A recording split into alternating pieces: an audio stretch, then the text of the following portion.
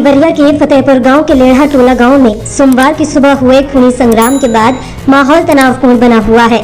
दरअसल गांव की जमीन को लेकर पूर्व जिला पंचायत सदस्य प्रेम यादव और सत्यप्रकाश दुबे के बीच लंबे समय से विवाद चल रहा था। सोमवार की सुबह विवाद में प्रेम यादव की हत्या कर दी गई। इसके बाद प्रेम यादव के परिजनों और लोगों की भीड़ ने सत्यप्रकाश दुबे समेत परिवार के 5 लोगों को मार डाला, बंदूक हत्याकांड को अंजाम दिया। वहीं अब इस पूरे मामले में नया मोड़ आ गया है। गांव के ही एक शख्स ने नाम न बताने की शर्त पर कहा कि प्रेम यादव सत्यप्रकाश दुबे से सुलह करना चाहता था और घटना वाले दिन भी वो सुलह करने की नियत से ही गया था, लेकिन अपनी जान गंवा बैठा। मामले की जांच कर रही है। गांव के ही एक व्यक्ति ने बताया कि घटना वाले दिन वह सत्यप्रकाश दुबे के घर के पास से गुजर रहा था। उस समय दोनों के बीच बहस होती देख कुछ देर के लिए रुक गया। इस आदमी का कहना है कि प्रेम ने बाइक खड़ी करके कहा था, पंडित जी, मुकदमा लड़ने से कोई फायदा नहीं है, ये कई पीढ़ी तक चलेगा। आपको रुपए की जरूरत है, हम रुपए दे देंगे, आप कर्ज चुका दीजिए, सुलह कर लीजिए। इतना सुनते ही सत्यप्रकाश ने प्रेम को थप्पड़ जड़ दिया। इसी बीच किसी ने प्रेम के सिर पर भारी वस्तु से वार कर दिया। प्रेम जमीन पर गिर गया और उसकी मौत हो गई। बता दें कि प्रेमचंद यादव की पोस्टमार्टम रिपोर्ट में भी मौत की पुष्टि सिर में चोट लगने से हुई बताई गई है। कुछ दिन पहले पंचायत भवन पर इस संबंध में नोटिस चस्पा किया गया था। इसकी जानकारी प्रेम यादव को हो गई थी। उसे लगा कि लोन के पैसे वह दे देगा तो दुबे उससे सुलह कर लेंगे। शायद यही सोचकर वह उस दिन दुबे के यहाँ गया था। बता दें कि प्रेम की मौत की खबर जब गांव में फैली तो उसके बाद उसके पक्ष के लोग आक्रोशित हो गए और सत्यप्रकाश दुबे के घर पर हमला कर दिया। मृतक प्रेमचंद यादव की पत्नी शीला ने आरोप लगाया कि प्लानिंग के तहत मेरे पति की हत्या की गई। मेरे पति को फोन कर बुलाया गया। वहां उन लोगों ने बाहरी बदमाशों को भी बुलाया था। पहले से की गई प्लानिंग के तहत मेरे पति की हत्या कर दी गई। जब लेढ़ा टोला से हमारे पास फोन आया तब हमें पता चला कि मेरे पति की हत्या हो गई है।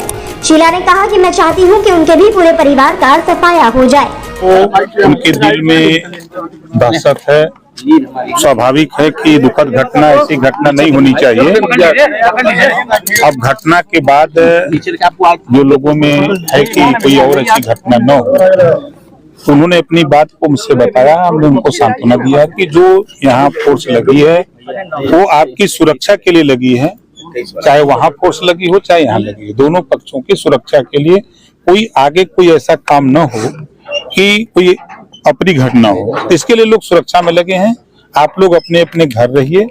और अब मामला चला गया है अदालत में और जांच के लिए माननीय मुख्यमंत्री जी ने आदेश कर दिया। जांच हो रही है। जो जांच रिपोर्ट आएगी, जो दोषी प्रथम दृष्टया में जो दोषी पाए गए उसमें 15 लोग सस्पेंड भी हो गए और कार्रवाई हो रही है। नोटिस एक चस्पा इनके यहाँ हुई थी, जैसा इन्होंने बताया। उसमें 7 तारीख को जवाब मांगा गया था कि आप जाकर के अपना स्पष्टीकरण दीजिए। इन्होंने जवाब दिया कि जो कुछ अफवाहें फैलाई जा रही हैं। अब हम तो आश्चर्यचकित हैं कि भाई मैं लखनऊ तक सुना कि 8-8 बुलडोजर उनके घर लगा दिए गए हैं। ये फिजूल अफवाह न फैलाएं लोग। कोई भी व्यक्ति हो जो अफवाह फैलाने वाले लोग, वो छोटे छोटे बेचारे चैनल वाले लोग बिना वजह का बयान दे रहे हैं कि 8-8 बुलडोजर उनके घर के सामने खड़े हैं। मैं तो वहां भी उस पक्ष के पास भी गया, इस पक्ष के यहाँ भी आया, कहीं मुझे नजर नहीं आया। तो ये ऐसी घटनाओं में हम उन साथियों से कहूंगा कि अफवाह न फैलाएं। जो न्याय की बात है, सरकार कटिबद्ध है दोनों पक्षों को जो न्याय दिलाने के लिए। सरकार न्याय दिलाएगी। एक बात जानना चाहते हैं आपसे। अब ये देखा जा रहा है कि पूरा राजनीति का रंग ले रहा है। यादव बनाम ब्राह्मण, समाजवादी बनाम भाजपा हो रहा है, इस पर आप क्या कहेंगे? ये हम इसके पक्षधर नहीं है।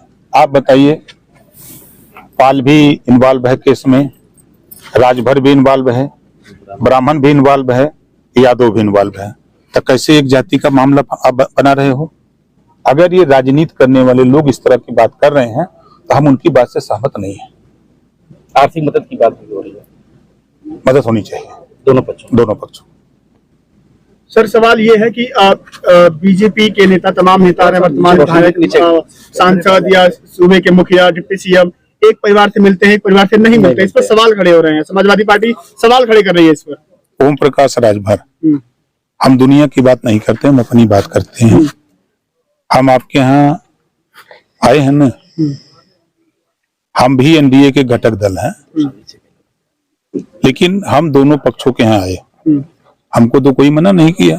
अलग अलग लोगों की सोच है, अलग अलग समझ है। तो जो जिसकी जो जैसी सोच है वैसा कर रहा है। हमारी जो सोच है हम अपना कर रहे हैं। सर एक लास्ट वाले बुलडोजर के पक्ष में आप कहाँ है महाराज? फिर आप वही सवाल कर दिए। मैं आपसे कह रहा हूँ, नोटिस गई, जो अफवाह फैलाई जा रही है कि यहाँ 8 बुलडोजर यादव जी के घर के बगल में खड़े हैं।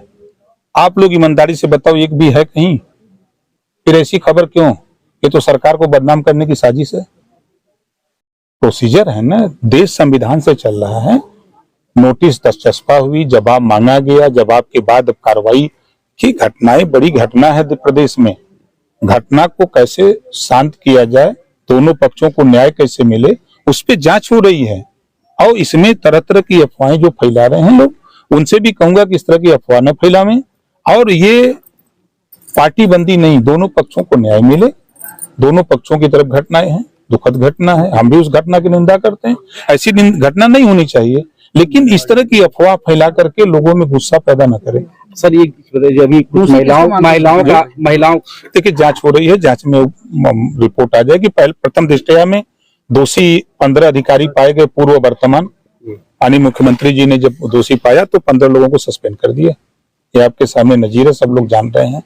और जांच हो रही है, जांच में जो भी दोषी पाया जाएगा उसके खिलाफ। कुछ महिलाओं का आरोप है कि पुलिस जबरदस्ती उठा के ले गई है, गांव के अधिकतर पुरुष पलायन कर गए हैं। इसको देखिए, जब यही नहीं, आप लोग समझदार हो, कहीं कोई घटना होती है, उस घटना के बाद जैसे अज्ञात कोई रोड जाम कर दिया, कोई घटना हो गई, तो पता लगता है कि आसपास के लोग अमूमन गांव छोड़ के चले जाते हैं।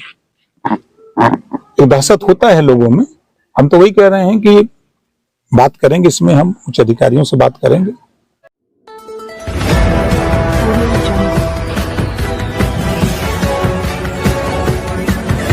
Audio